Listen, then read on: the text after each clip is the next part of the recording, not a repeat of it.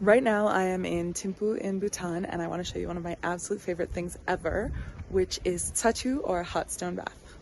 I'm here at Chang Hot Stone Bath, which is one of my favorite places. And you've got a couple of things here. This is the bath area. And then over here you can see there's like a cafe, because most of these places will also offer traditional home-cooked food, which is pretty fantastic. Now I've just spent about 20 days kind of roughing it, so I'm really excited about this bath. So let's go. Before we go in, I want to show you a little bit about how this works. I'm in room number 4 there, and let's take a look from the outside first. You can see there are all these different rooms, and what we have here are the outside of bath basins. So if we look a little bit more closely, you can see that there's kind of a wooden grate there, and here's the water. So the way that it works is like this.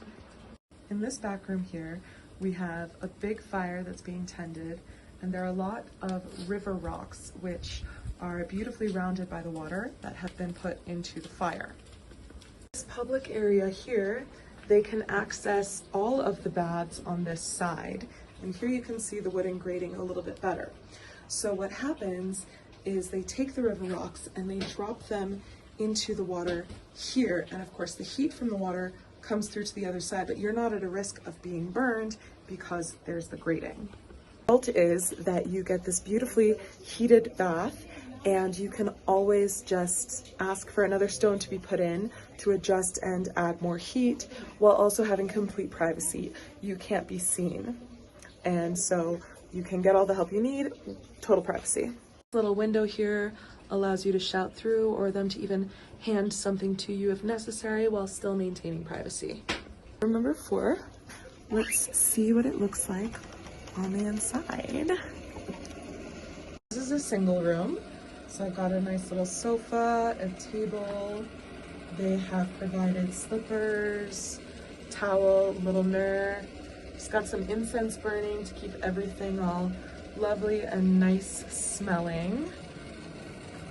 A window here, but for obvious reasons we're keeping those curtains shut. And if we open the curtain here, we can see my bath area, and you can see the bath is actually quite huge. It's really steaming. It's really lovely.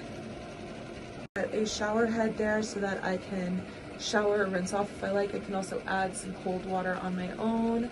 And of course, they've provided cold water to drink so you stay hydrated, soap, shampoo, a little basin, coat hooks, plenty of space. This whole little sofa area here to get ready, to get comfortable, table to put my stuff on. So I'm gonna get ready to take a bath. You're probably curious about the price. So I think I get 2 hours for 1,000 ngochum, which is around $11 or $12. And then of course dinner will cost extra. And this price is the same for Bhutanese as it is for foreigners. I have been waiting days for this. Now, I did note that mine is a single room because, as you may have seen from the others, there are doubles where friends or couples can take a bath by having 2 baths side by side. But I'm alone, so I'm taking a single. That right there, that little black curtain, goes to that little niche I showed you on the outside, where if I wanted to request, say, some more hot water, they could just pop it in to that little corner for me, and I could receive it in total privacy. And I'll take this moment to note there are always different places with different price points. I personally like this one in part because they provide everything, towel, soap, everything else. Some places they really expect you to provide everything except the bath. And so I think that this is one of my favorite places for a bang for your buck. So how does this work from here? As you can see, I am soaking well up to the neck. I can't show you, but my legs are fully extended, so this is quite the tub.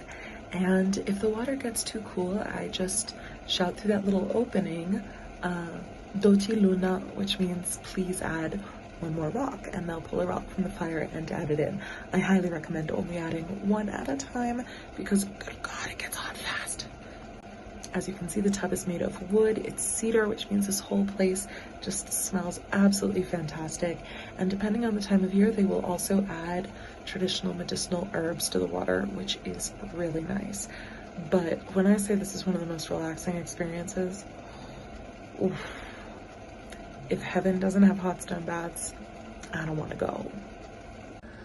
I just asked for one more stone, so they're gonna put it in on the other side of that grate in just a moment, and it is the most satisfying moment, for real.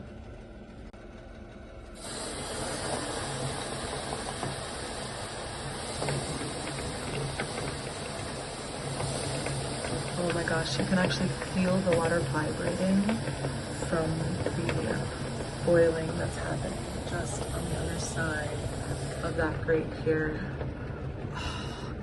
And just the water slowly starts heating up, seeping from your feet upwards. Genuinely one of the best feelings. This is heavenly. And yeah, you can still hear the stone boiling. That one stone is going to keep releasing heat for so long. That's why I always only ask for one stone at a time. I took advantage of every single minute of those 2 hours. So good. Now you are strongly advised when you get out to get out slowly, to drink some cold water, and be very cautious of dizziness because this is a hot water experience. After that amazing bath, I am now in this nice little room, and I've got a heater. I'm not sure. There it is.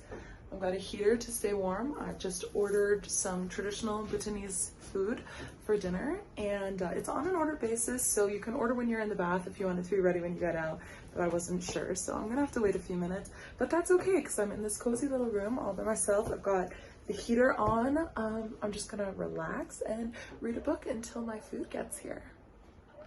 My food just arrived. Let me show you what I got. Big old steaming pot of rice. We've got shakamdatsi, which is dry meat stewed with chilies and cheese. We've got some dal, and we've got eze, which is just in case the shakamdatsi wasn't spicy enough. And then I've been sipping on some milk tea for a while now. Really classic Bhutanese dishes. Just a little bite.